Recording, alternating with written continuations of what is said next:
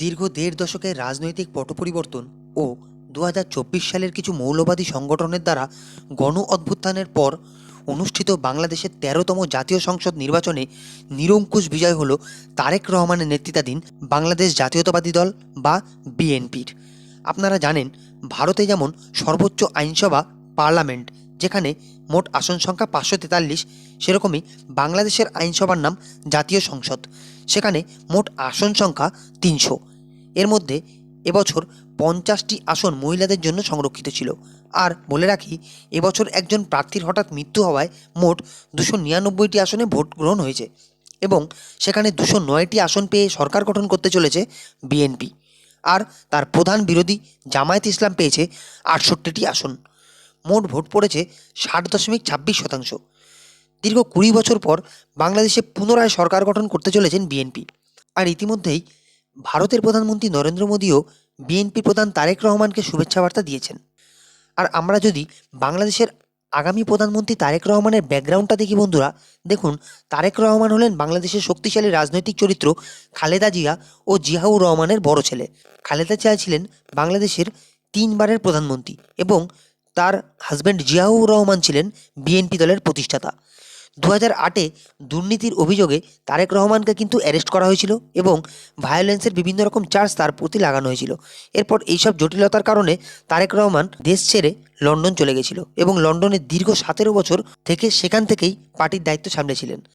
আর আপনারা জানেন, গত ২০২৫ সালের ৩০শে ডিসেম্বর তার মা খালেদা জিয়ার মৃত্যুর পর তিনি বাংলাদেশের মাটিতে পা রাখলেন এবং তাকে সরকারিভাবে বিএনপির চেয়ারম্যান ঘোষণা করা হয়েছিল।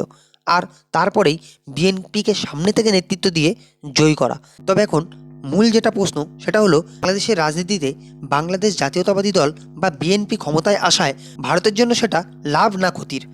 দেখুন, ভারতের জন্য ভালো না খারাপ হবে সেটা কিন্তু পুরোপুরি নির্ভর করবে বিএনপির নীতিগত অবস্থান ও বাস্তব কূটনৈতিক অবস্থানের ওপর। এই বিষয়টাকে কয়েকটা দিক থেকে দেখা যেতে পারে, যেমন নিরাপত্তা ও সীমান্ত ইস্যু, চীন ফ্যাক্টর, পাকিস্তানের সাথে ঘনিষ্ঠ হওয়ার নীতি, অর্থনীতি ও বাণিজ্যের দিক থেকে। দেখুন, নিরাপত্তা ও সীমান্ত ইস্যুতে যদি বলতে হয়, দেখুন, ভারতের প্রধান উদ্বেগ সবসময় কিন্তু সীমান্ত নিরাপত্তা, জঙ্গিবাদ দমন ও বিচ্ছিন্নতাবাদী গোষ্ঠীর আশ্রয় প্রসঙ্গ। অতীতে কিন্তু আমরা দেখেছি বিএনপি শাসনকালে ভারত অভিযোগ করেছিল যে কিছু বিচ্ছিন্নতাবাদী গোষ্ঠী বাংলাদেশে আশ্রয় পেয়েছিল। এটা আনুমানিক ধরে নিন ওই ২০০১ থেকে ২০০৬ সালে কিন্তু এই ধরনের ঘটনা হয়েছিল। যদি নতুন সরকার এ বিষয়ে কড়া অবস্থান নেয় ও সন্ত্রাস দমনে সহযোগিতা করে, তাহলে ভারতের দৃষ্টিতে কিন্তু সম্পর্ক স্বাভাবিক থাকবে। বিপরীতে যদি কড়াকড়ি শিথিল হয়, তাহলে দিল্লির উদ্বেগ বাড়বে। ভারতের নিরাপত্তার ক্ষেত্রে আরও একটি বড় চিন্তার কারণ, ভারতের সীমান্ত লাগোয়া অঞ্চলগুলিতে বিএনপির প্রধান প্রতিপক্ষ মৌলবাদী দল জামাতের বেশ কয়েকটি সিটে জয়লাভ। হিন্দু বিদ্বেষী জামাতের দখলে আসাম লাগোয়া মৌলভীবাজার ১, মুর্শিদাবাদ ঘেঁষা চাঁপাই নবাবগঞ্জ ১ ও ৩, রাজশাহী ১, মেঘালয় ঘেঁষা কুড়িগ্রাম ৪, কুচবিহার ঘেঁষা লালমনিরহাট ১। বন্ধুরা, এই লালমনিরহাটেই চীনদের কিন্তু এয়ারবেস তৈরি করার কথা চলছে এবং বেশ কিছু জঙ্গি কার্যকলাপ বিগত সময়ে এই লালমনিরহাটে দেখা গেছে। এছাড়াও উত্তর ২৪ পরগনা লাগোয়া সাতক্ষীরা ৩, নদিয়া ঘেঁষা মেহেরপুর ১, মালদা ঘেঁষা চাঁপাই নবাবগঞ্জ ২। আর এই চাঁপাই নবাবগঞ্জে গত বছর ভারত সীমান্তবর্তী অঞ্চলে ভারতীয়দের ওপর হামলা চালিয়েছিল বাংলাদেশি দুষ্কৃতীরা।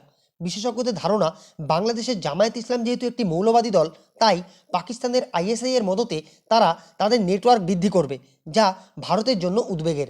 দ্বিতীয় গুরুত্বপূর্ণ চীন ফ্যাক্টর। বাংলাদেশে চীনের বিনিয়োগ ও প্রভাব গত এক দশকে কিন্তু অনেকটাই বেড়েছে।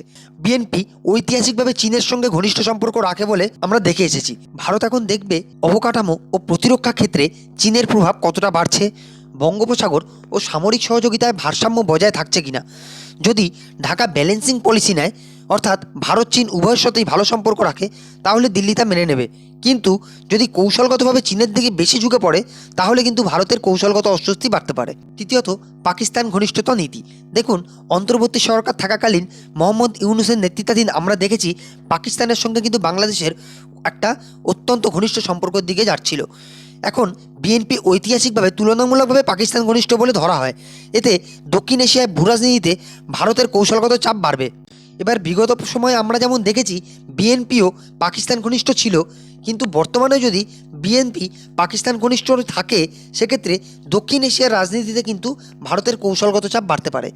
ভারত, বাংলাদেশ, চীন, পাকিস্তান সমীকরণ বদলে যেতে পারে। আরেকটি গুরুত্বপূর্ণ বিষয় অর্থনীতি। ভারত বাংলাদেশ বাণিজ্য 15 থেকে 18 বিলিয়ন ডলারের বেশি হয়। বিদ্যুৎ, ট্রানজিট, রেল ও সংযোগ প্রকল্প এইসব দুই দেশের জন্যই লাভজনক। বিএনপি সরকার যদি এই প্রকল্পগুলো চালু রাখে তাহলে ভারতের জন্য ইতিবাচক হবে, কিন্তু যদি রাজনৈতিক কারণে সংযোগ প্রকল্পে গতি কমে তাহলে ভারতের উত্তর পূর্বাঞ্চলীয় কৌশলে প্রভাব পড়তে পারে। তো যাই হোক, এখন আমাদের দেখার তারেক রহমান কিভাবে বাংলাদেশকে নতুনভাবে চালায় এবং ভারতের সঙ্গে কী ধরনের সম্পর্ক বজায় রাখে। আশা করি বিষয়টি আপনাদের সামনে সঠিকভাবে তুলে ধরতে পেরেছি। এ বিষয়ে আপনাদের কী মতামত তা কমেন্টস বক্সে জানাতে ভুলবেন না। ধন্যবাদ।